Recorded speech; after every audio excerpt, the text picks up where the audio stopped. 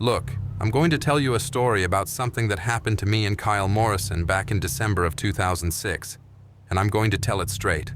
No bullshit, no embellishment. Just what we saw, what we felt, and what it did to us. Because Kyle's dead now, has been since 2011, and I think maybe I owe him that much. I think maybe I owe his widow Beth that much too, though I could never bring myself to tell her the truth at his funeral. But I'm getting ahead of myself. I always do that. My ex-wife used to say I couldn't tell a story without backing up 3 times and starting over. She was right about that. She was right about a lot of things, actually, which is probably why she's my ex-wife. So let me back up. I'm standing in the rain outside Building 1843 on Fort Bliss, Texas, and it's December again. 15 years almost to the day since it happened. The rain's coming down the way it does in El Paso when the weather decides to remember its winter. Hard, mean, and temporary. The kind of rain that makes you think about Noah and arks and the world wiping itself clean. Only some things don't wash clean. Some things just get wetter. The fence around the building is chain link, 8 feet of it, topped with razor wire that's gone the color of dried blood. Someone cut through it years ago. Neat snips with bolt cutters. The kind of job that says someone knew what they were doing. The gate's got a master lock hanging off it. I notice these things. You spend enough time in the service, you start cataloging locks and fences and gates like other people catalog baseball cards. But the hinges are so rusted you could probably kick the whole thing over if you had a mind to. There are signs, red and white. Condemned, no entry, structural hazard, authorized personnel only. I'm soaked through to my boxers, but I don't move. Just stand here with rain running down my face, staring up at window 7 on the east wall. Someone boarded it up. The other windows are just empty sockets. The glass is gone, probably courtesy of bored privates with rocks and too much time on their hands. But window 7 got the full treatment.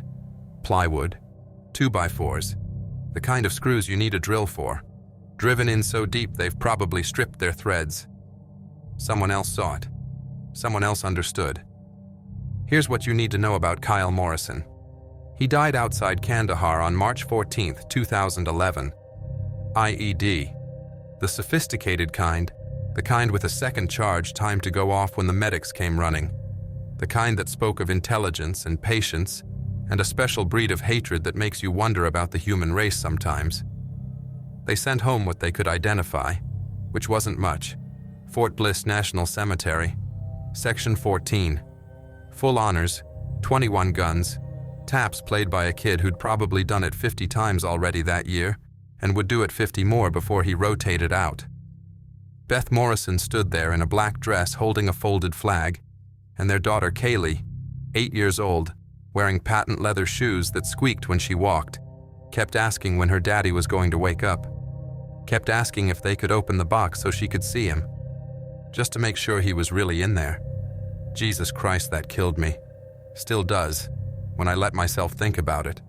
I wanted to pull Beth aside after the service, wanted to take her somewhere private, the officers' club maybe, or just out to my truck in the parking lot, and tell her the truth. Tell her that Kyle saw something in December 2006, that we both did, that he never talked about it afterward, not once in 5 years of carpooling together, but I could see it in his eyes sometimes.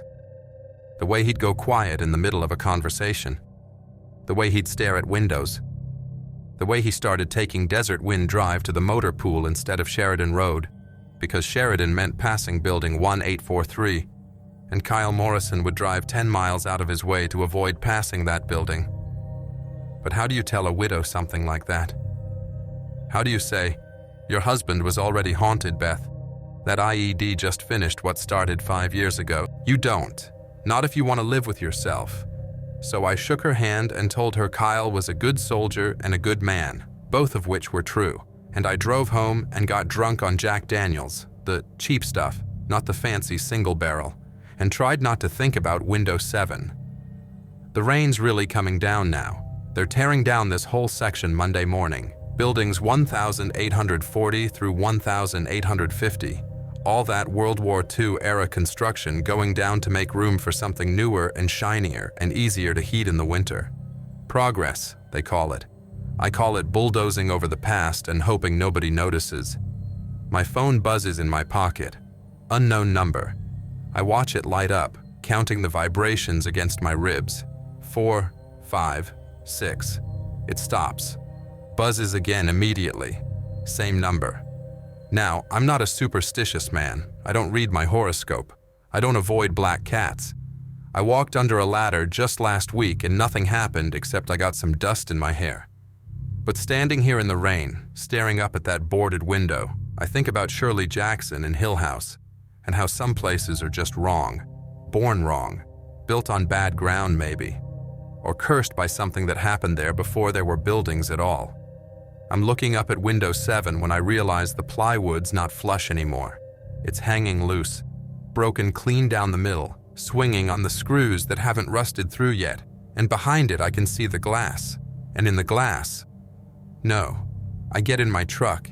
My hands are shaking, not from the cold, though that's what I tell myself. And it takes 3 tries to get the key in the ignition. The engine coughs, catches, roars to life. I put it in drive and my headlights sweep across the building one last time. I don't look in the rearview mirror. That's one of the rules, isn't it? Never look back. Lot's wife looked back and turned into a pillar of salt. Orpheus looked back and lost Eurydice forever. There are reasons for these stories. They're trying to tell us something. Fort Bliss, Texas, December 2006.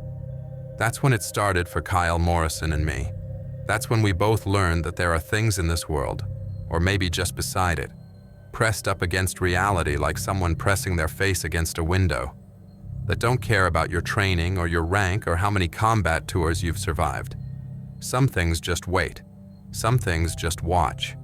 And some shadows don't need light to be cast. December 6th, 2006.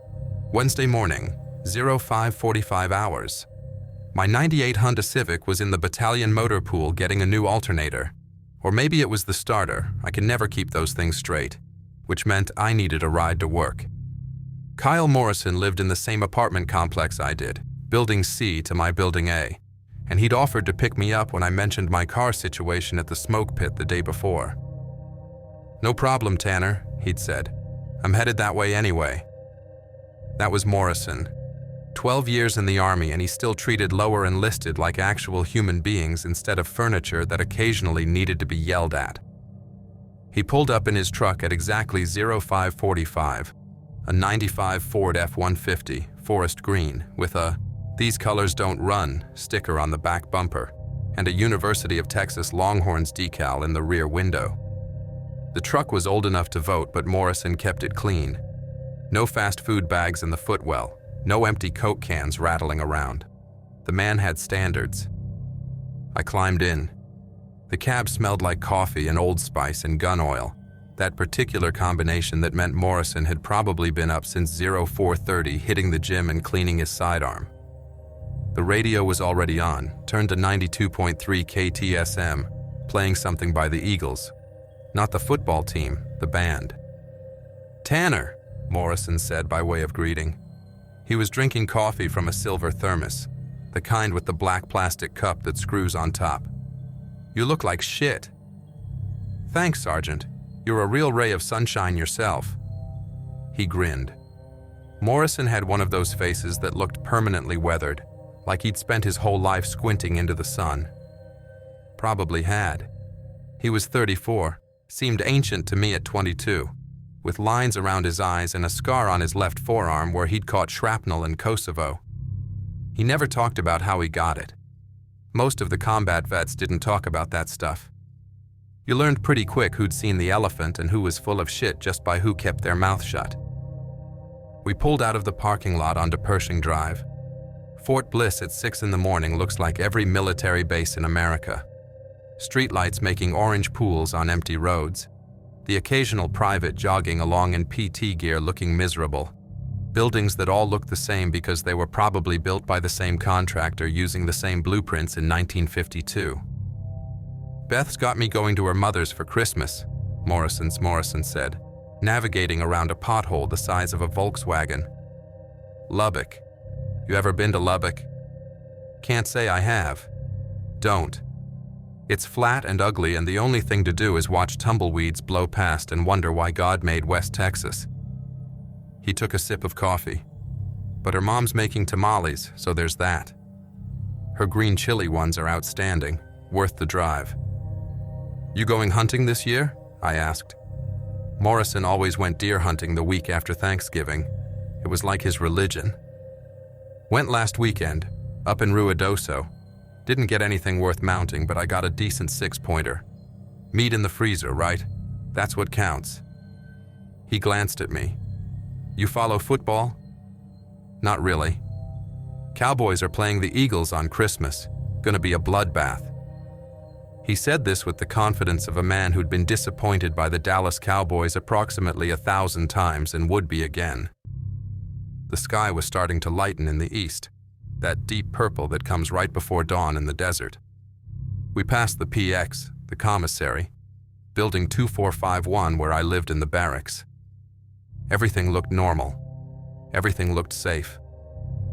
Morrison turned left onto Sheridan Road.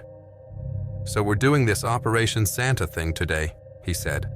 Sergeant First Class Keating volunteered our squad. We're sorting toys at Building 1843 for the families. Should be easy duty. In and out by 1500. Which building is that? Old warehouse, out by the training grounds. Built during the war, World War II, I mean. They use it for storage now. He finished his coffee and screwed the cup back onto the thermos. Probably hasn't been cleaned since Eisenhower was president. Bring your allergy meds. I didn't have any allergy meds. Didn't think I'd need them. Shows you what I knew. Building 1843 sat at the edge of the old training grounds, like something that had survived the apocalypse and wasn't happy about it. Morrison pulled the truck into the gravel lot, and we both just sat there for a moment, staring. There were maybe 6 or 7 other vehicles already there. Hooper's Dodge Ram, Kowalski's beaten-to-hell Chevy, a couple of POVs I didn't recognize. Steam rose from Morrison's hood. The morning was cold enough that you could see your breath. Well, Morrison said, here we are. The building was corrugated metal, painted white sometime back when Truman was president, now gone gray with age and weather. You could see rust bleeding through in patches, like the building had a skin disease. The number 1843 was stenciled on the side in faded black paint. Above that, smaller letters. Constructed, 1943, Munition Storage Facility, 63 years old. The building was older than my father. It sat on concrete pilings, 4 feet of them lifting the whole structure off the desert floor. Smart engineering for West Texas, where rattlesnakes like to find shade, and flash floods could turn a dry arroyo into a river in about 10 minutes. You could see the crawl space underneath, all shadow and sand and probably a whole ecosystem of things with too many legs. They stored bombs in there during the war, Morrison said, getting out of the truck. Artillery shells, grenades, the works. My squad leader told me they had an incident in '44. Some private dropped a crate of grenades and everyone hit the deck, but they were dummy rounds, for training. Poor bastard thought he'd killed his whole unit.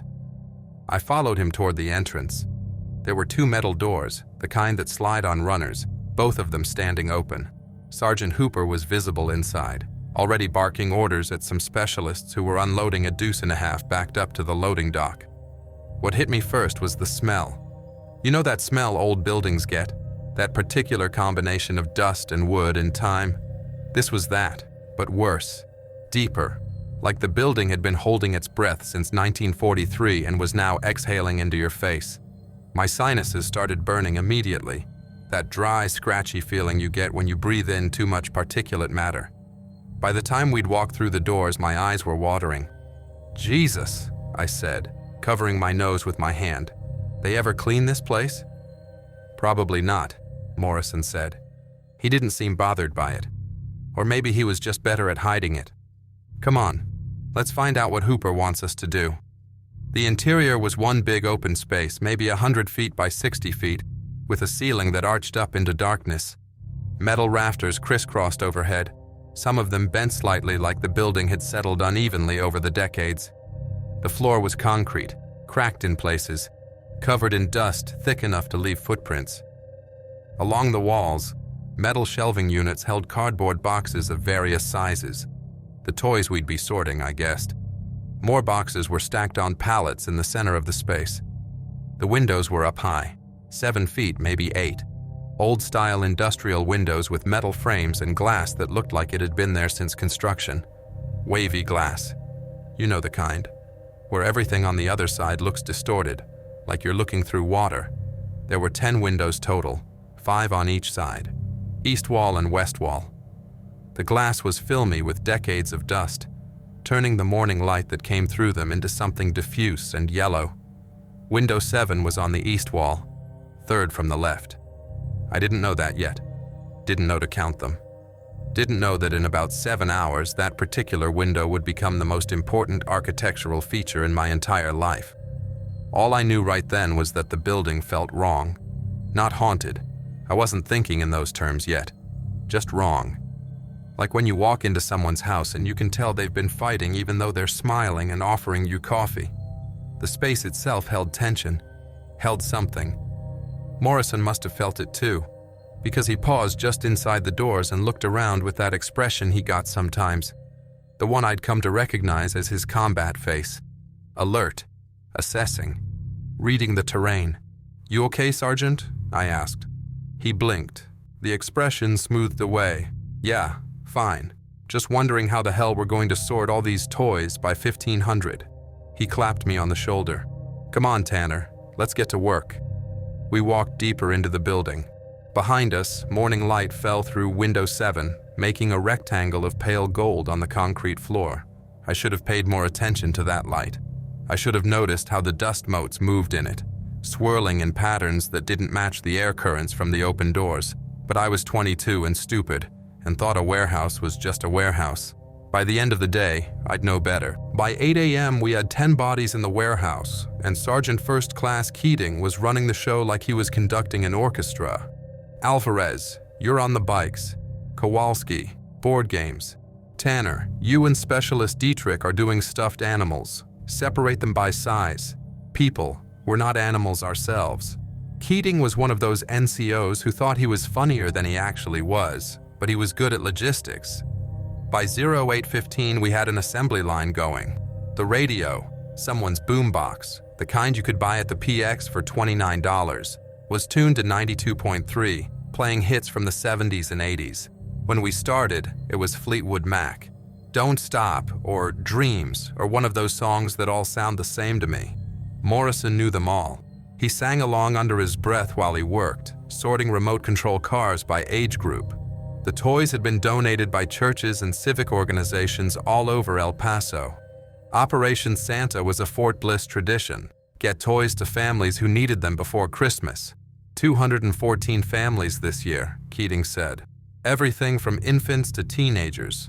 Action figures, dolls, video games still in their shrink wrap, bicycles with training wheels, board games from the 90s that still had the plastic on the box. Hooper was in rare form. Staff Sergeant Dennis Hooper, 38 years old, from Amarillo, built like a beer keg with arms. He'd been giving Morrison shit about the Cowboys since we walked in. "I'm just saying, Romo's gonna choke," Hooper said, taping up a box of Barbies. "It's what he does. It's in his DNA. December comes around and Tony Romo forgets how to throw a football. Romo's got a 103 passer rating this season," Morrison said without looking up. "You even watch the games, or do you just repeat whatever you hear on sports radio?" "I watch the games. I watch your boy throw interceptions. One bad game against the Saints doesn't..." 3 interceptions, Kyle. 3. The offensive line was fine. Romo just panicked, like he always does. This went on for at least an hour. I learned more about Cowboys quarterback controversies than I ever wanted to know. Specialist Dietrich, a 20-year-old kid from Wisconsin who joined up after high school, kept making jokes about how in Green Bay they actually won championships. Hooper threw a stuffed dinosaur at his head. It was the kind of day that makes you remember why you joined the Army. Not the combat or the discipline or the travel the world bullshit they sell you at the recruiting office. The people, the guys you work with. Morrison telling stories about hunting. Kowalski doing a pitch-perfect impression of our company commander. Private First Class Vega pulling out her phone to show everyone pictures of her new puppy. A German Shepherd mix she'd named Sergeant, which everyone agreed was the best dog name in history. Normal. That's what it was. Beautifully, perfectly normal. My allergies were killing me. I'd sneezed probably 20 times by 1000 hours. The dust was everywhere. You couldn't escape it. Every time someone moved a box, clouds of it rose up and hung in the air, turning the light from the windows into visible shafts. My eyes were streaming. My nose was running. I'd gone through half a roll of toilet paper Alvarez had found in the latrine next door. "You gonna make it, Tanner?" Morrison asked around 11:30, after I'd unleashed a particularly violent triple sneeze. "I'm fine," I said, wiping my eyes. "Just need this day to be over. We'll be out of here by 1500, Keating promised. By 1400 we were ahead of schedule. The toys were sorted, boxed, labeled by age group and gender. Keating was pleased. You could tell because he wasn't yelling anymore. The radio had moved on to Tom Petty. Free Fallin' was playing and Morrison was singing along again, his voice rough but on key. The light coming through the windows had changed. More golden now, afternoon light. The shadows were longer. I remember thinking we'd actually pull this off early, be out of here by 14:30, maybe 14:45, have time to hit the PX, grab some lunch at Burger King, enjoy the rest of the day off. That's when I noticed Morrison had stopped singing. He was standing near the west wall, holding a box of LEGOs, staring at something across the warehouse. His face had gone flat. Empty. That combat face I'd seen earlier, but worse somehow, more focused. "Sergeant," I said, "you good?" He didn't answer, didn't even blink, just kept staring at the east wall, at window 7, 14:30 hours, 30 minutes before we were supposed to be done. Morrison had been in the middle of telling Hooper about a buck he'd seen up near Cloudcroft when he just stopped. Not trailed off, not got distracted. Stopped. Like someone had unplugged him mid-sentence. Could have sworn it was a 12-pointer, maybe bigger, standing right there in the... Nothing. Hooper looked up from the box he was taping. Standing where? Kyle? Morrison didn't answer. He'd gone somewhere else. Not physically, his body was still there, holding that same box of Legos he'd picked up 5 minutes earlier. But something in him had checked out. His eyes had that 1,000-yard stare you see in old photos of Vietnam vets, except he wasn't staring into nothing.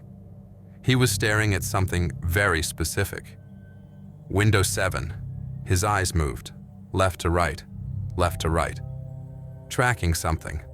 The same way you'd watch a suspicious vehicle move down a road in Fallujah or scan a tree line in the Oshawa Valley back in '68. Patient, methodical, looking for the thing that didn't belong. "Morrison?" I said. He didn't blink. Hooper waved a hand in front of Morrison's face. "Earth to Kyle, you having a stroke or something?" That got a reaction. Morrison blinked, shook his head slightly, like someone coming out of a trance. "What? You zoned out there, buddy. You okay?" "Yeah, fine, just..." Morrison set the Lego box down carefully. "Just thought I saw something." "Saw what?" "Nothing. Forget it." But he was still looking at window 7. Not staring anymore, he was too disciplined for that, but glancing at it every few seconds. Quick looks, checking. The radio hissed with static, just for a second, maybe 2. Tom Petty cut out and there was that white noise sound, like the station had got off the air, and then it came back. "Learning to fly, but I ain't got wings." Same song, same place in the song, like nothing had happened. Nobody else seemed to notice.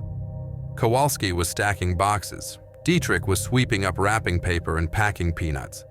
Vega was on her phone, probably texting her boyfriend. Normal end-of-day cleanup, the kind of thing you do on autopilot. But Morrison had noticed. I saw his jaw tighten when the static hit, saw his eyes flick toward the radio and then back to window 7. "Sergeant?" I said quietly. "What did you see?"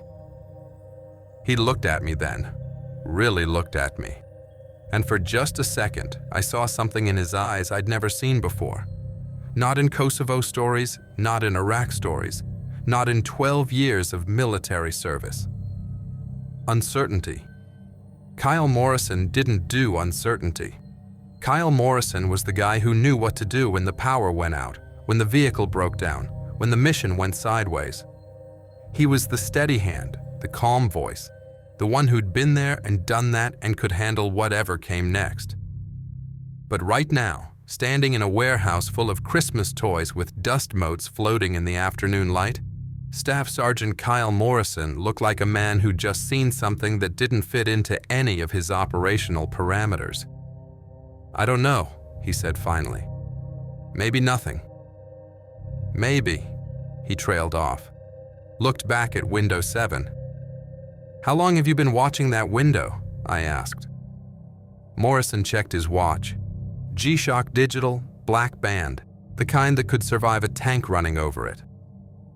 "About 40 minutes, he said. 40 minutes. He'd been standing there watching that window for 40 minutes and I hadn't even noticed. Watching what? "That's the thing, Tanner." He rubbed his eyes, tired suddenly. "I'm not sure you'd believe me if I told you." Morrison walked over to the east wall and I followed him. The other guys were still cleaning up, oblivious. Keating was doing a final count of the boxes. Vega was laughing at something on her phone. We stopped about 15 feet from window 7. "There," Morrison said quietly, pointing. "You see it?" I looked. At first, I didn't see anything except dusty glass and afternoon light. Then my eyes adjusted, and I saw what he meant. A shadow, dark against the bright glass. The silhouette of a person standing outside the window, backlit by the sun. "Okay," I said. "So someone's outside. Probably Specialist Martinez. Didn't he step out for a smoke like 20 minutes ago?" "Nobody's been outside in 45 minutes, Morrison said. "I've been counting. Alvarez went out at 13:30 for a cigarette break. Came back at 13:38. Nobody since." I squinted at the shadow. It looked like a man. Average height, average build. Leaning slightly, like someone standing around, waiting for something. One leg probably cocked, weight shifted. Relaxed posture, the kind of stance you see 100 times a day on a military base. Guys waiting for formation, waiting for the bus, waiting for their ride to show up. And he was swaying, just a little. That subtle weight shift thing people do when they're standing in one place too long. Left foot, left, right. Natural movement. "So someone's ditching work," I said. "Probably out by the dumpsters having a smoke. You want me to go tell Keating?" "Watch," Morrison said. I watched. The shadow swayed. Left, right, left, right. Same rhythm, same motion. I looked at Morrison. He was staring at that shadow the way you'd stare at a bomb you were trying to defuse. Totally focused, breathing slow and steady. "Okay," I said. "I don't get it. What am I looking for?" "Keep watching." 30 seconds, a minute. The shadow kept swaying, same position, same movement. Then I started to get it. The swaying was too regular, too consistent. Real people don't sway like metronomes. They shift, sure, but it's random. Sometimes they lean more, sometimes less. Sometimes they stop moving entirely. This shadow was swaying like clockwork. Left, 2, 3, 4. Right, 2, 3, 4. Over and over. "That's weird," I admitted. "That's not the weird part," Morrison said. "Watch what happens when I move." He took 3 steps to the left. The shadow's angle didn't change, didn't shift with his perspective. Stayed exactly where it was, relative to the window. Morrison moved back to his original position. "That's not how shadows work," he said. "If someone's standing outside, the angle should change when I change my viewing position. Basic geometry. But this one," he gestured, "it's like it's painted on the glass." I felt something cold in my stomach. The kind of cold you get when you're a kid and you hear a noise in your dark bedroom, and you're trying to convince yourself it's nothing, but your brain isn't buying it. "Could be the way the light's hitting the glass," I said. "That old wavy glass does weird things." "Maybe." But Morrison didn't sound convinced. "Except here's the thing, Tanner. I've been watching this for 45 minutes now. Started watching at 13:45 when I first noticed it. In 45 minutes, that shadow hasn't changed position once. Not once. Same spot. Same sway. Like someone put it on a loop. A loop, I repeated. Yeah. You know those security camera feeds that just play the same footage over and over? It's like that, but with a person, or ... quote. He paused. The shadow of a person. The radio crackled again. More static. This time it lasted longer, maybe 5 seconds, before Creedence Clearwater Revival came back on. Bad Moon Rising. Appropriate. I thought maybe someone was screwing around, Morrison continued, leaning against the window, messing with us. So I watched to see if they'd get bored and leave. But they haven't left. They haven't moved. They've just been there, swaying. Same exact rhythm. Same exact position. He pulled out a small green notebook, the kind you can buy at any military clothing store, and flipped it open. He'd been taking notes. I could see his handwriting. Neat block letters.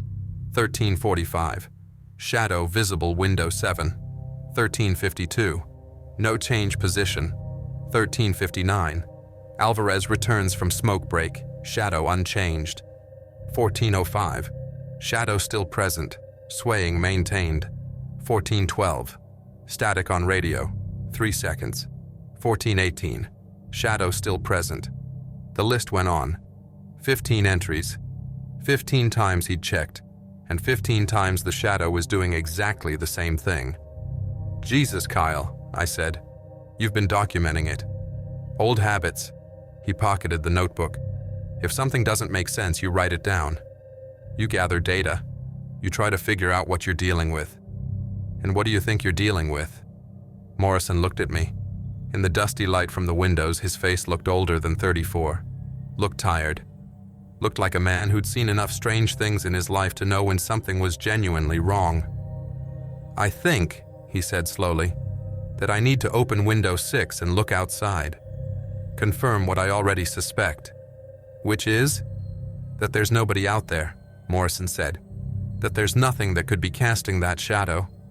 And that whatever we're looking at has been watching us work for the last 45 minutes. Morrison looked at window 6, the one directly to the left of window 7, and I could see him doing the math. If someone was standing outside window 7, Morrison could lean out of window 6 and catch them. Simple flanking maneuver. Basic tactics. You coming? He asked. I should have said no. Should have told him to let it go, that we'd be out of there in 20 minutes anyway. That whatever he was seeing wasn't worth investigating. But I was 22, and Morrison was my sergeant, and when your sergeant asks if you're coming, you say yes. We crossed the warehouse floor. Behind us, Keating was checking something on his clipboard.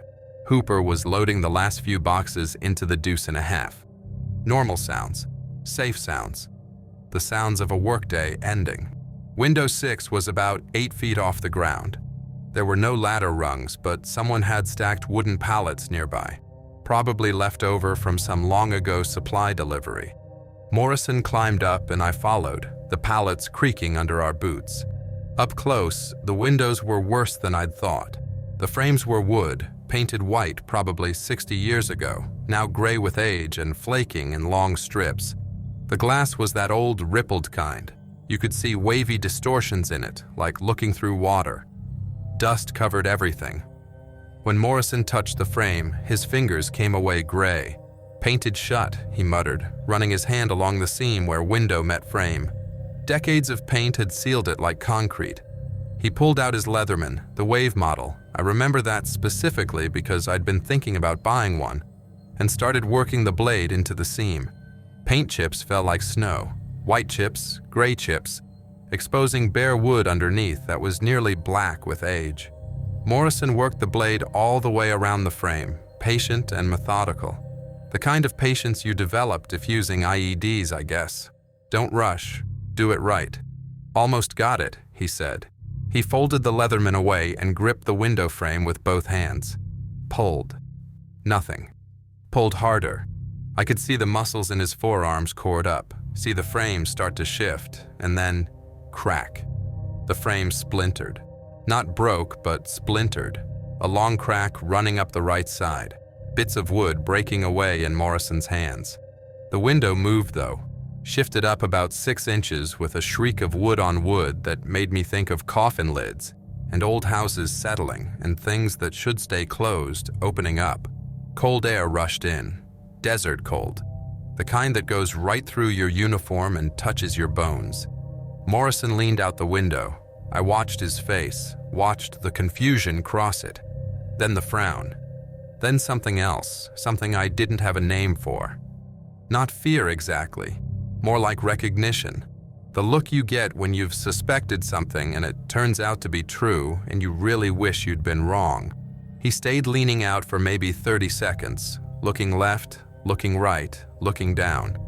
Then he pulled back inside and just stood there on the pallet stack, both hands on the window frame, staring at nothing. "Kyle?" I said.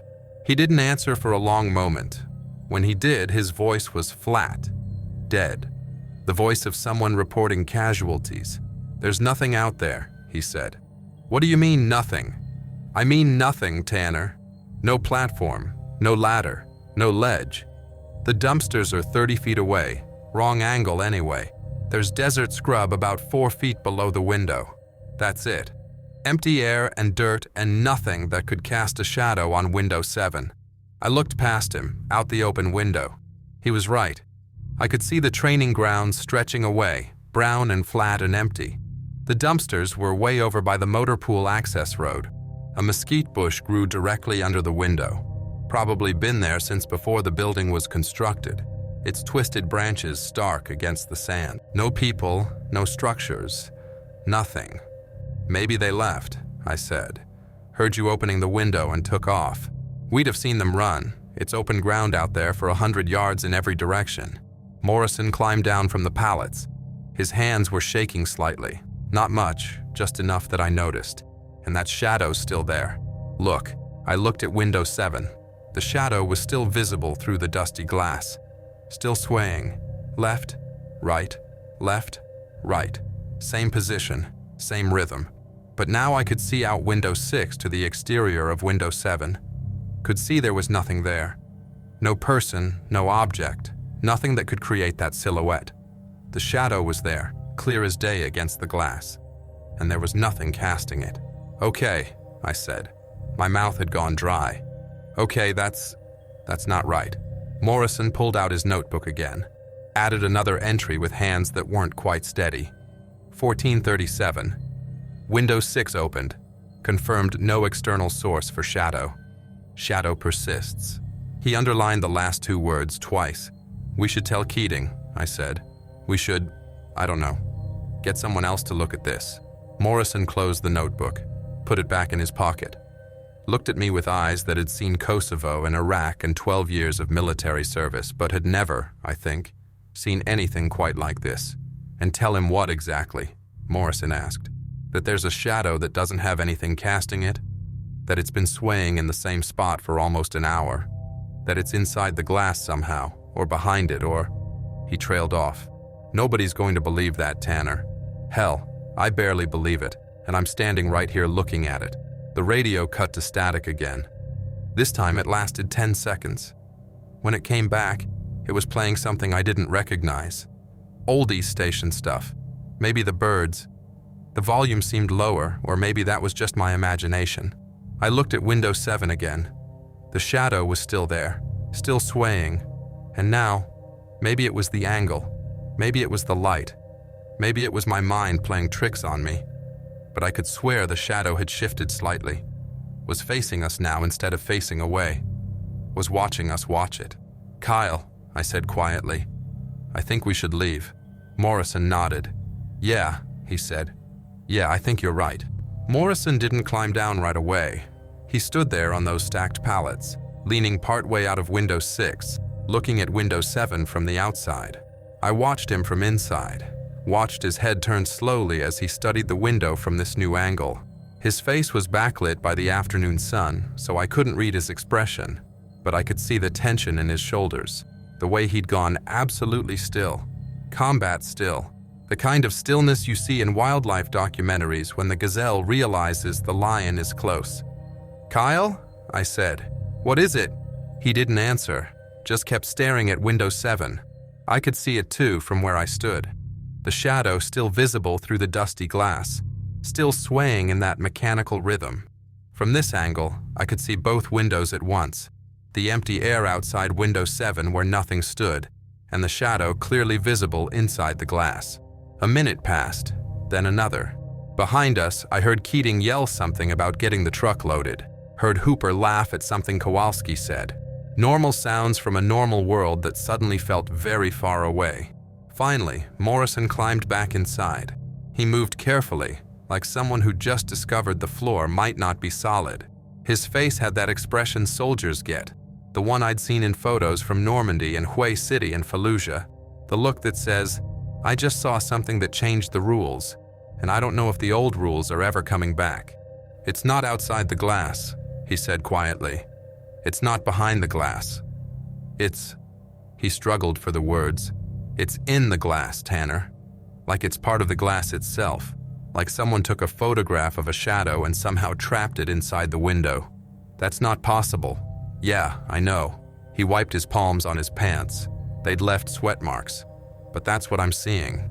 The shadow's inside the glass, between the molecules or whatever. I don't know how else to describe it.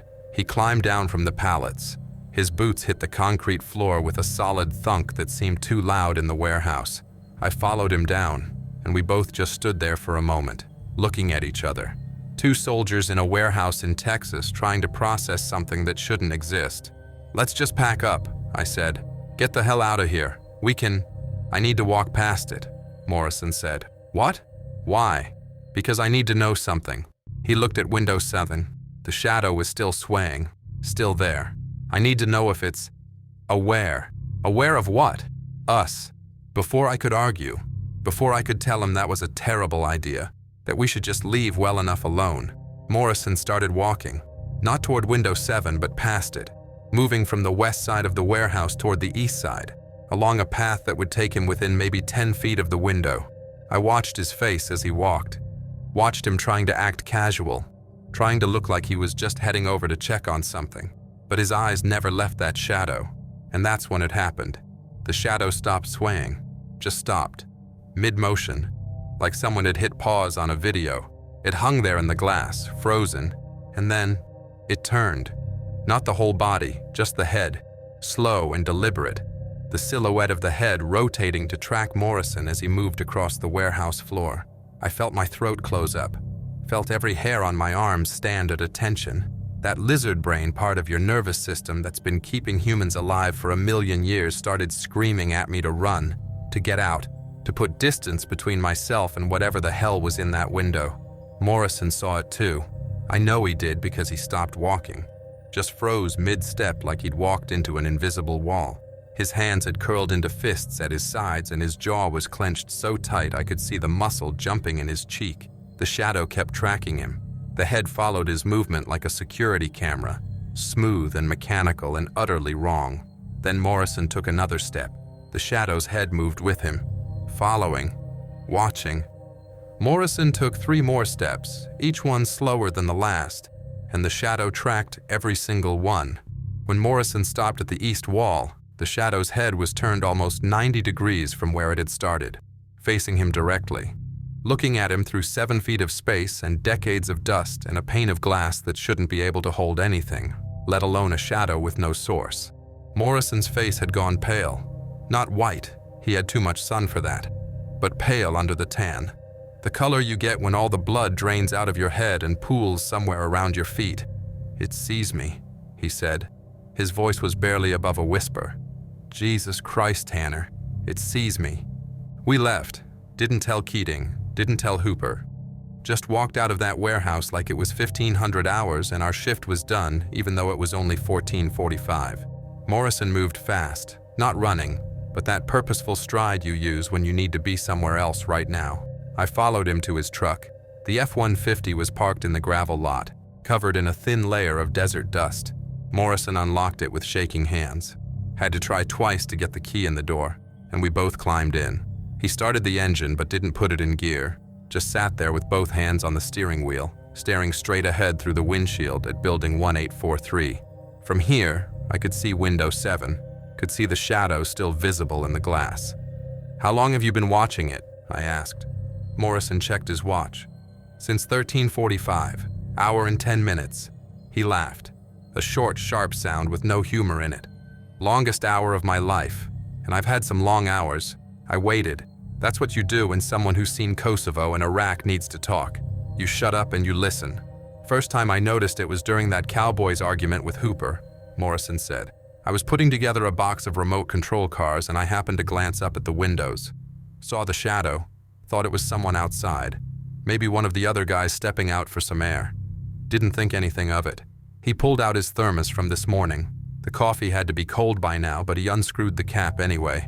Didn't drink, just needed something to do with his hands. But then I looked again maybe 5 minutes later and the shadow was still there. Same position, same little sway. And I thought, okay, guy's really enjoying his break. Whatever. Morrison turned the cap in his hands. Then I looked again at 1400 and it was still there. Exact same spot. And that's when I started paying attention. "You watched it for over an hour," I said. "Yeah, every time I looked away, talked to Hooper, moved a box, whatever, I'd look back and it would still be there. Same shadow, same sway. Never moved from that spot. Never changed position." He finally took a sip of the cold coffee, made a face. At first I tried to rationalize it. Told myself it was a trick of the light, reflection off the glass, dust pattern. Maybe I was just tired. We'd been doing 12-hour days all week. Maybe I was seeing things. But you weren't. No, I wasn't. He set the thermos in the cup holder, opening that window. That was when every rational explanation went out the door, Tanner. When I could see there was nothing outside that could cast that shadow. When I could see the shadow was somehow in the glass itself. That's when I knew. Knew what? Morrison looked at me. His eyes were steady now. He'd processed whatever he needed to process, and had come out the other side into that calm place that combat vets go when things go sideways. The place where you accept the situation and deal with it because falling apart isn't an option. "You ever been to Mosul?" he asked. "No, never deployed. I was there in 2005. Route Irish. Most dangerous road in Iraq at the time. IEDs everywhere. You'd be driving convoy and you'd get this feeling, this itch between your shoulder blades. You'd look up at the windows of the buildings you're passing and you'd know someone was watching you. Couldn't see them. Couldn't prove they were there. But you knew. Every instinct you had would be screaming that there were eyes on you." I nodded. I'd heard enough deployment stories to know what he meant. "That's what this feels like," Morrison said. "That feeling of being watched from a window. Except worse. Because in Mosul, at least I understood what I was dealing with. Insurgent with an AK and bad intentions. Human threat. Something I could shoot back at if it came to that." He gestured at building 1843. "This? I don't know what this is. Don't know what it wants. Don't know if it even wants anything. All I know is that it watched us work for over an hour, and when I walked past it, it tracked me. Followed me with its head like I was a target. And it knows you can see it," I said quietly. "Yeah." Morrison turned the key and the engine rumbled to life. "That's the part that really gets me. It knows I can see it. It's aware of me. And I think maybe that was a mistake. Opening that window, walking past it. Maybe I shouldn't have drawn attention to myself. You think it'll follow you? I don't know." He put the truck in reverse, started backing out of the parking space. "But I'll tell you this, Tanner. I'm not coming back here. They can reassign me. They can court-martial me. I don't care. I'm never setting foot in that building again." He shifted into drive and we pulled out of the lot. I watched building 1843 recede in the side mirror, watched window 7 getting smaller and smaller. The shadow was still there, still visible even at this distance. And I could swear, maybe it was the angle, maybe it was my imagination, but I could swear it was watching us leave. Morrison drove us back toward the main part of post. We didn't talk. The radio was off, just the sound of the engine and the tires on asphalt, and both of us breathing. I'd had plans, stupid plans, normal plans. I was supposed to meet Dietrich and Kowalski at the PX at 1600. We were going to grab some Burger King, maybe hit the GameStop, take some photos outside with Dietrich's new digital camera. He'd been wanting to send pictures back to his family in Wisconsin. Normal 22-year-old soldier stuff. The kind of afternoon that makes military life bearable. All of that felt like it belonged to a different person now. A different version of me, who didn't know that shadows could exist without something to cast them. Who didn't know that things could watch you from inside glass. "Where are we going?" I asked. My voice sounded strange, thin. Morrison glanced at me. "Where do you need to go?" "Barracks," I said immediately. "Building 2451. I just need to be inside somewhere with walls and doors that lock." He nodded like that made perfect sense. Maybe it did. "I'll drop you off." We drove past the PX. I could see Dietrich's car already in the parking lot, that beat-to-hell Nissan with the Wisconsin plates. He was probably already inside, probably wondering where I was. I should have called him, should have texted, should have made up some excuse, but I couldn't think of an excuse that would make sense. What was I supposed to say? "Sorry, can't make it. Saw something weird at work. Saw a shadow that shouldn't exist, and now I'm having what might be a panic attack in Morrison's truck." My hands were shaking. I noticed that. Looked down and saw my fingers trembling against my thighs. When had that started? "Tanner," Morrison said quietly, "you okay?" I looked at him, really looked at him. Staff Sergeant Kyle Morrison, 12 years in the Army, 2 combat tours. The guy who could fix anything and knew what to do in any situation.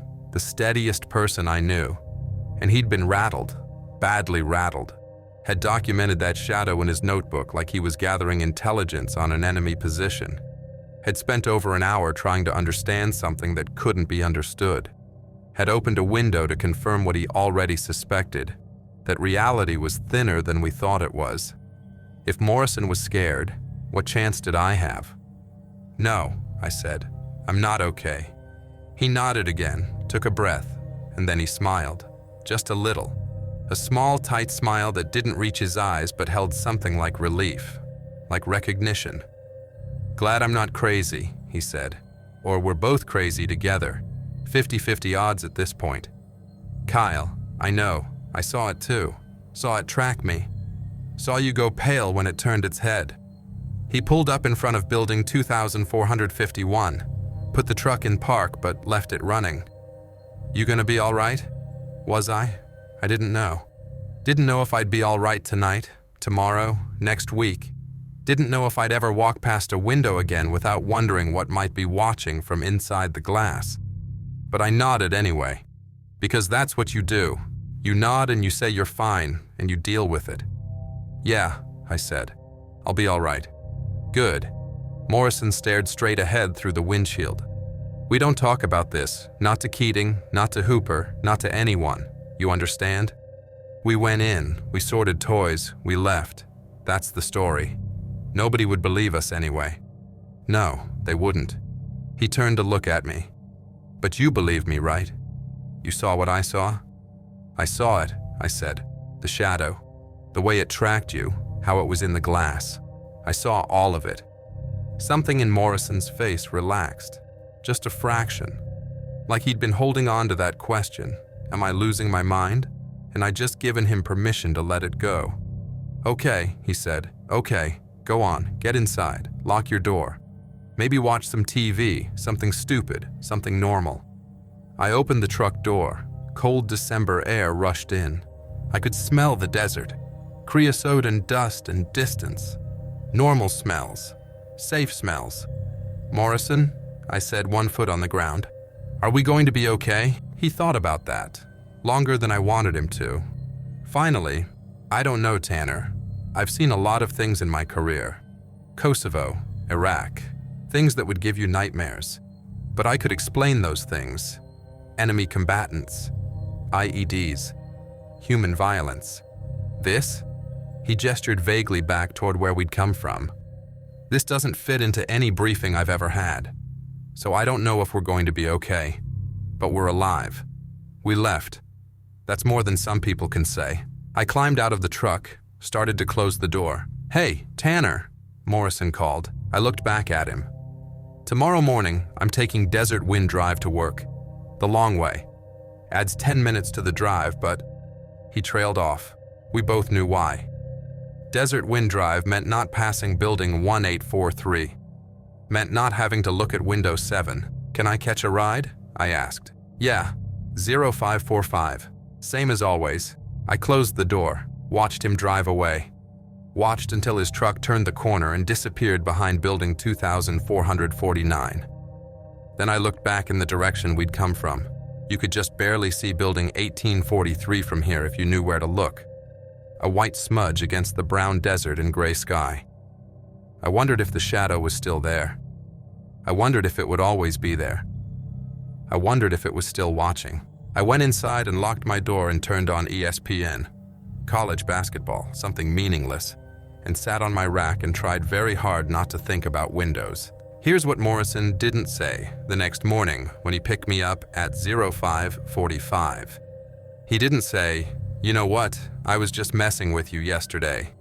He didn't say, "I think I figured out what that shadow was. Probably just a weird reflection." He didn't say, "We should go back and take another look in the daylight." He didn't say anything at all about building 1843. We got in his truck.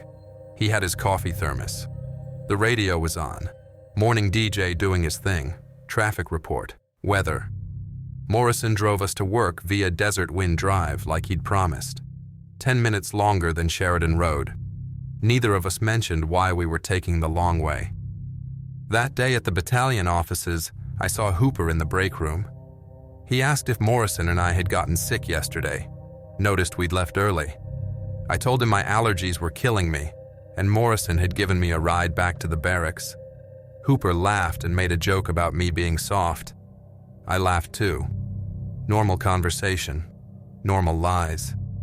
Morrison never corrected the story. Never told Hooper what really happened.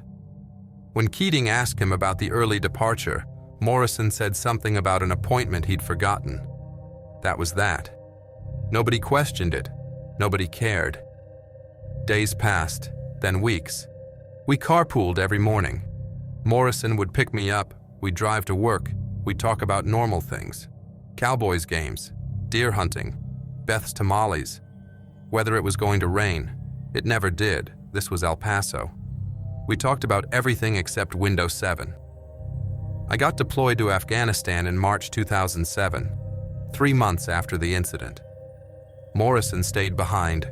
His number hadn't come up yet.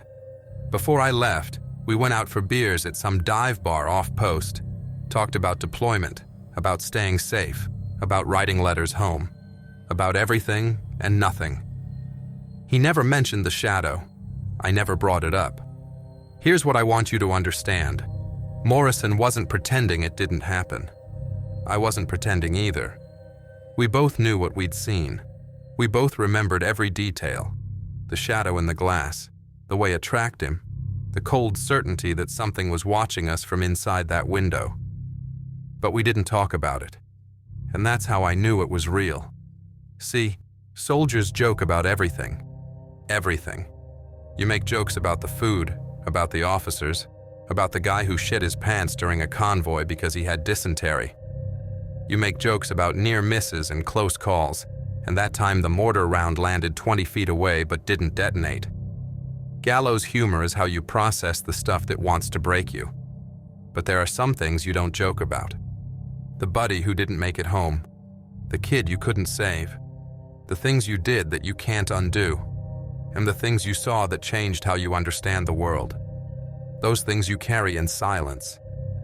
Morrison carried that shadow in silence for 5 years. From December 2006 to March 2011. Carried it through another deployment, through promotions, through watching his daughter grow up and his son being born. Carried it every time he drove to work and took the long way to avoid Sheridan Road. Carried it every time he looked at a window and wondered what might be looking back. I carried it too, still do. 15 years later, I can't walk past old buildings without checking the windows. Can't see afternoon light through dusty glass without my pulse kicking up. Can't explain to anyone why I prefer new construction to historic architecture. The closest we ever came to discussing it was in 2009. I was home on leave, Met Morrison for lunch at some chain restaurant on the east side. We were talking about nothing, upcoming football season, I think, when he went quiet for a second, just stared at his burger. "You remember that warehouse?" he asked, "where we did Operation Santa?" My stomach dropped. "Yeah." "They tore it down," he said. "Whole east wing, demolished it in 08. New barracks going up there now." "Good," I said. He nodded, took a bite of his burger, changed the subject to the Cowboys' draft picks. That was it. The only time in 5 years we acknowledged what happened. And then he was gone. IED outside Kandahar, March 2011.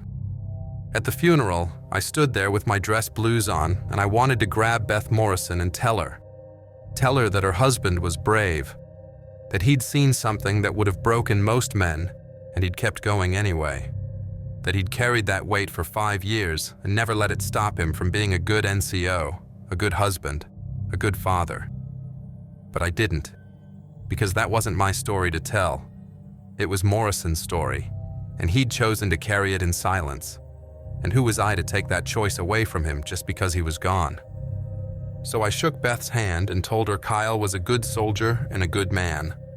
And I kept carrying the shadow for both of us. I couldn't leave it alone. Morrison could. Morrison had the discipline to see something impossible and then just not think about it, compartmentalize it, lock it away in whatever mental box he'd built for the things from Kosovo and Iraq that he didn't talk about. I didn't have that discipline. I was 22 and stupid, and I needed answers. So I went to the Fort Bliss Library, the little one on Building 3003, mostly used by soldiers studying for promotion boards. They had a historical section, 3 whole shelves of books about the base, about El Paso, about military history in West Texas. I started reading. Fort Bliss wasn't established in 1943 when they built the warehouse. It was older, much older. The post was established in 1854 as a frontier outpost, back when Texas was still figuring out how to be a state, and the cavalry was fighting Apaches, and the whole area was more desert than civilization. Building 1843, the warehouse, was built in 1943, yeah, but it was built on the site of the old cavalry stables. I found a map dated 1892 that showed wooden structures right where the warehouse stood.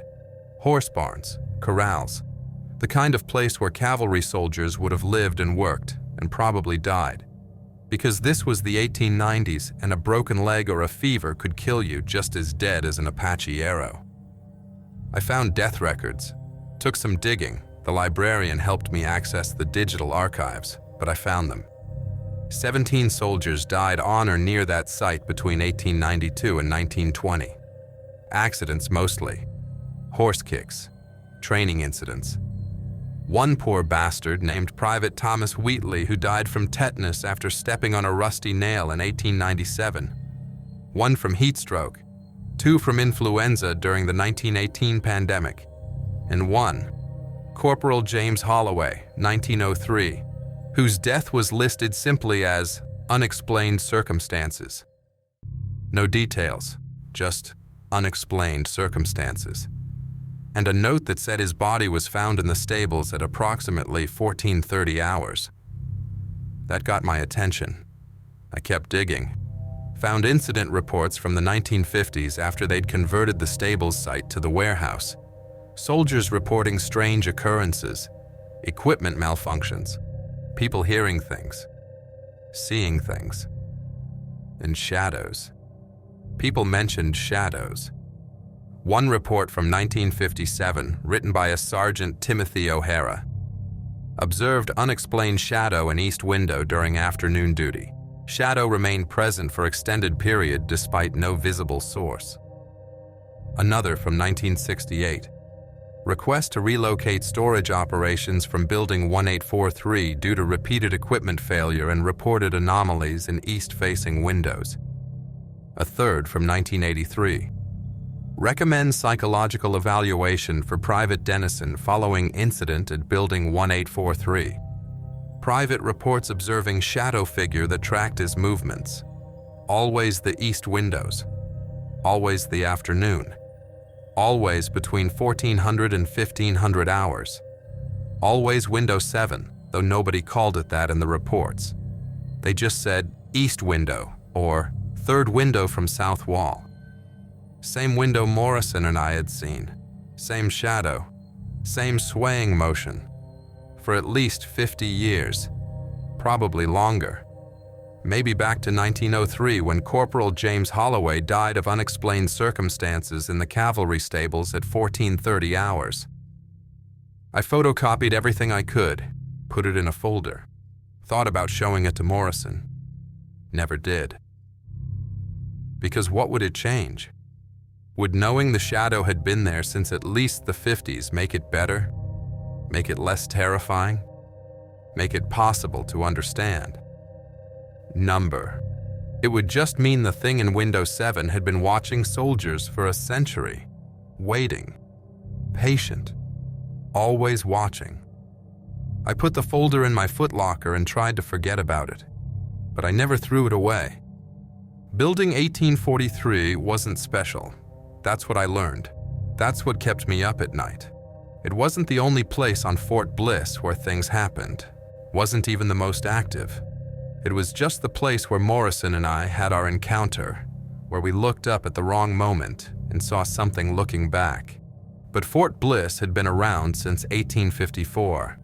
That's 150 years of soldiers living, working, dying.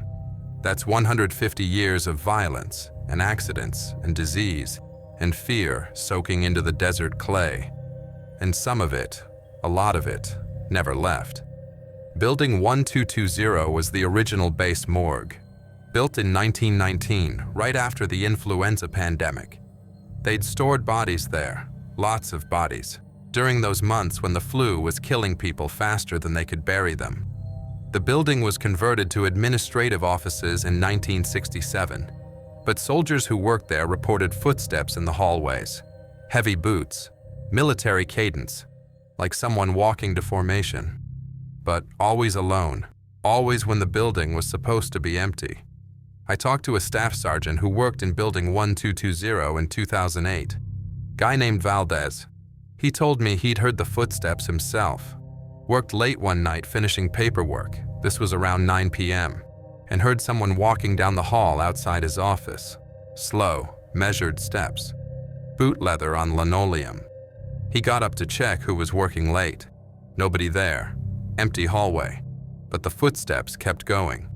Walked right past his office door and down the hall toward what used to be the cold storage room. Then stopped. Valdez put in for a transfer the next week. Building 719 was worse. The old hospital. Built in 1922, used until 1978 when they built the modern medical center. Now it was mostly storage and overflow offices. But people who worked there talked about screaming. Not all the time, just sometimes. Usually around 0300 hours. The sound of someone screaming, high and thin and full of pain, coming from the old surgical ward on the second floor. Security would go check, find nothing. Empty rooms, dust, old medical equipment that should have been thrown out decades ago. But they'd all heard it. MPs, custodial staff, the poor bastards whose offices were in that building. They'd all heard the screaming. One MP told me he heard it 3 times during his shift rotation. Said it sounded like someone on an operating table, someone who couldn't have anesthesia, maybe in the old days when they ran out, or when a soldier came in so torn up they didn't have time to put him under before they started cutting. Just held him down and worked fast, and hoped he'd survive. The screaming sounded like that. Like 1940s battlefield surgery. Like morphine rationing in field hospitals where dying was quieter than living. And then there were the old cavalry corrals, out past the training grounds, near where the modern motor pool was built. The corrals were demolished in 1943, hadn't held horses since the army mechanized, but soldiers running night training still reported hearing them. Horses, whinnying, stomping, the sound of hooves on hard-packed dirt, the jingle of tack and bridles, the sounds of a cavalry unit bedding down for the night. Except there hadn't been horses at Fort Bliss since 1943. 80+ years, and the corrals were gone, plowed under, paved over, erased from everything except old maps and older memories. But the horses were still there in whatever layer of reality holds the echoes of things that used to be. See, that's what I figured out. That's what kept me up at night in my barracks room, staring at the ceiling and trying to make sense of it. Building 1843 wasn't haunted by a ghost. Not one ghost, anyway. Fort Bliss was haunted by itself, by 150 years of itself. Every soldier who died there, every drop of blood spilled on that desert ground, every scream that no one heard, it all stayed, soaked into the buildings, into the earth, into the glass of windows that had seen too much. The shadow in Window 7 wasn't a person. It was a place that remembered, and places like that don't forget. Here's what bothers me most about the whole thing. The Army trained Morrison for everything that could kill him anyway. They trained him for enemy combatants, how to identify them, engage them, neutralize them. They trained him for IEDs, how to spot disturbed earth, suspicious objects, vehicles parked where they shouldn't be. They trained him for chemical weapons, for ambushes, for what to do if his convoy got hit and half his squad was bleeding out in the dirt. They trained him to face death, trained him to face violence, trained him to function when everything went sideways and the mission fell apart, and the only thing keeping you alive was your training and your buddy next to you. But nobody trained him for Window 7. Nobody trained him for the shadow that shouldn't exist, for the thing that tracked him with intelligence and purpose but had no body, no source, no explanation that fit into any briefing he'd ever received. Nobody trained him to go home that night and pretend everything was normal, to kiss his wife and tuck in his daughter, and lie in bed staring at the ceiling wondering what the hell he'd seen, and whether it was still watching him somehow. The Army gave Morrison body armor and night vision and communication equipment and weapons. They gave him everything he needed to survive a combat zone, but they didn't give him anything to deal with the knowledge that reality is thinner than we think, that there are cracks in the world where things look through, that some windows don't just let light in, they let something else out. Morrison went to Kosovo in 1999. He was 22, same age I was when we saw the shadow. He told me once, one of the few times he talked about it, that he'd seen bodies in Kosovo, civilians, kids, people who'd been in the wrong village when the wrong soldiers came through. He said that was the worst part of war. Not the combat, not the fear, the helplessness. Seeing things you couldn't fix, couldn't undo, couldn't make right. He came home from Kosovo different. Everyone said so. Quieter, more serious. Then Iraq, 2005, rude Irish. IEDs and firefights, and the daily calculus of staying alive in a place where people wanted you dead. He came home from that even quieter. Started going to church with Beth. Started coaching Kaylee's soccer team.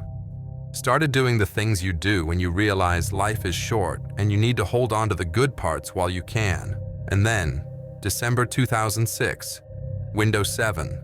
I wonder sometimes if that was worse than Kosovo, worse than Iraq. Because at least in Kosovo and Iraq, the rules made sense. Bad things happened, yeah, but they were human bad things.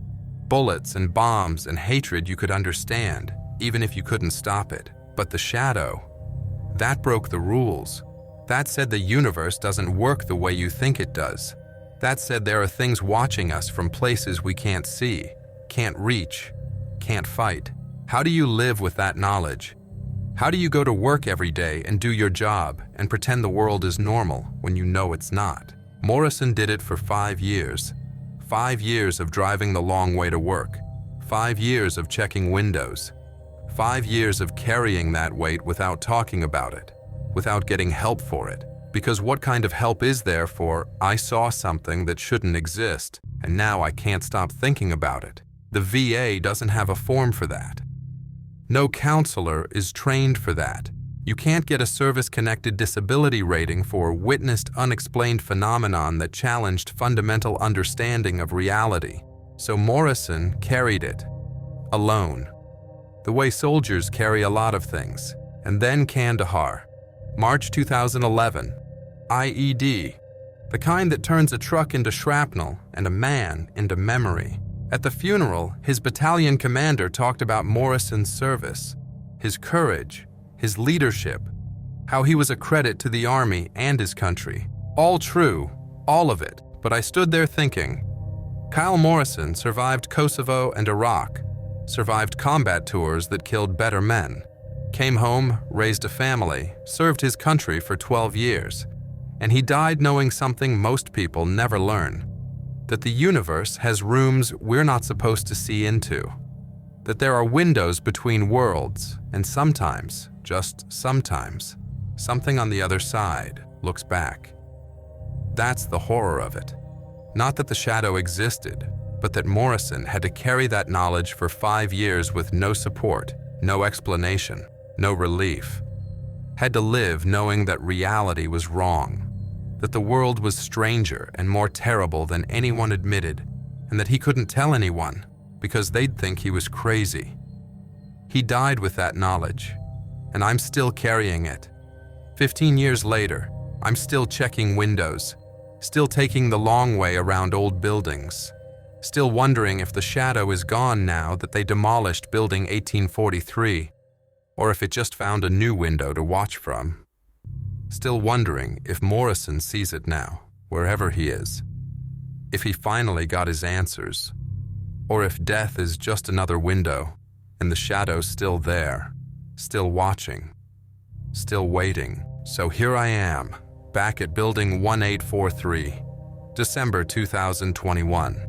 15 years after Morrison and I walked out of this place and decided we'd never talk about what we saw. 15 years since I watched him drive away in that green F-150. 10 years since they buried him at Fort Bliss National Cemetery with full honors and a folded flag.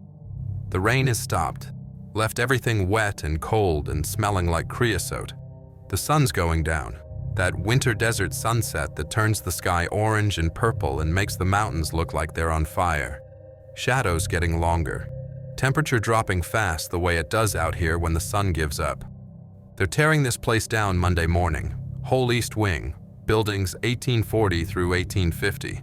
All of them coming down to make room for something newer, something that doesn't remember. I haven't been back here since December 6, 2006. 15 years of avoiding Sheridan Road, of taking the long way around Post when I visited, of making excuses not to come to this side of Fort Bliss. 15 years of pretending I could forget if I just didn't look. But Morrison's gone now, and the building's going too, and I needed to see it one more time before the bulldozers erased it from the map. Window 7 is still boarded up. That's what gets me. That's what makes my hands shake and my throat close up. Because the other windows, windows 1 through 6, windows 8 through 10, they're all just empty holes. Glass long gone, frames rotted, open to weather and time and whatever birds or rats have made homes in there. But window 7 has plywood screwed over it, 2x4s reinforcing it.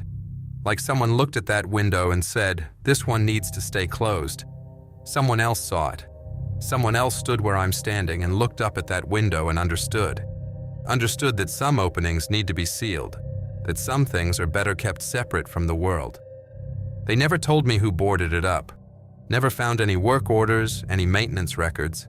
The plywood was just there one day, like it had always been there. Like the building itself had tried to close its own wound.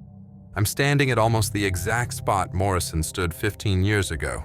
Can see the warehouse floor through the open doors. Dust and darkness and shadows that might just be shadows. The light's fading fast. Another 10 minutes and it'll be too dark to see much of anything. I should leave. Should get in my truck and drive back to my hotel and catch my flight tomorrow morning and never think about Fort Bliss again. But I can't stop looking at window 7. The plywood's broken now, split down the middle, hanging on the screws that haven't rusted through yet, swinging slightly in the wind that's picking up as the temperature drops. I can see the glass behind it, that old wavy glass from 1943. dust-filmed and distorted and catching the last of the sunset. And in that glass, no, I turn away, head for my truck. Rental car, actually.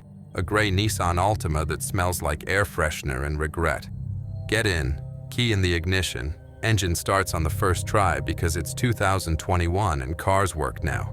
Unlike Morrison's F-150 that needed 3 tries. My phone is still showing that unknown number. 15 missed calls while I was standing out there.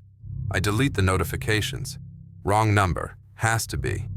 In the rearview mirror, building 1843 sits there in the fading light. Windows like empty eyes. Except window 7, which has that broken plywood, and behind it, I don't look. I'm looking forward now, at the road, at the exit from this gravel lot. But I can feel it, the same way Morrison felt it in 2006. That itch between your shoulder blades. That certainty that something is watching you from a window you can't see. I wonder if shadows can follow you when their windows are gone. When the building comes down and the glass gets crushed and the plywood gets hauled away in dumpsters. Do they dissipate, fade, or do they just find new glass to wait behind? I wonder if Morrison knows now, if death gave him answers, or if death is just another window looking into another room he's not supposed to see. I wonder if he's trying to warn me about something, about what comes next, about what I'm not ready to see yet. My radio turns on by itself, static. Loud white noise that makes me jump, makes my hand hit the volume knob to turn it down. But it's already all the way down, 0, and it's still playing static. The station display flickers, 92.3, 101.5, 88.7. Numbers cycling through channels that don't exist, frequencies between frequencies. And then, for just a second, I hear something under the static. Not music, not voices. Breathing. Slow, steady, patient. The breathing of something that's been waiting 15 years, that's been waiting a century, that will wait another century if that's what it takes. I turn the radio off, the knob clicks, the static stops. The silence is worse. In the rearview mirror, and I swear to God I didn't mean to look, I swear I was going to just drive away. I see window 7. The plywood is swinging wide now, fully open. And in the glass behind it, clear as day in the last light of sunset, a shadow, swaying, left, right, watching me go. I put the truck in drive, pull out of the lot, head for the gate. Don't look back. Don't look back. Don't. The radio turns on again. Not static this time. Music. Bad Moon Rising by Creedence Clearwater Revival. The same song that was playing 15 years ago when Morrison realized the shadow was in the glass. I see a bad moon rising. I see trouble on the way. I turned it off. It stays off this time. But I know what I saw. Know what's still there. Know that Monday morning when those bulldozers come, when they tear down building 1843 and crush the glass and haul away the wreckage, the shadow will be there too. Some things don't need buildings. Some things just need witnesses. And I've been witnessed. I drive out through the Fort Bliss gate, head west toward my hotel. The sun's completely gone now. Just purple sky and streetlights in the long Texas night ahead. My phone buzzes. That same unknown number. This time, I answer it. Hello? Static. Then, under it, so faint I almost miss it. Tanner. Morrison's voice. I hang up. I throw the phone on the passenger seat. I drive, and in the rearview mirror, Fort Bliss disappears behind me. But the feeling doesn't. That itch between my shoulder blades. That certainty. Something is watching. Something is still watching. Something will always be watching.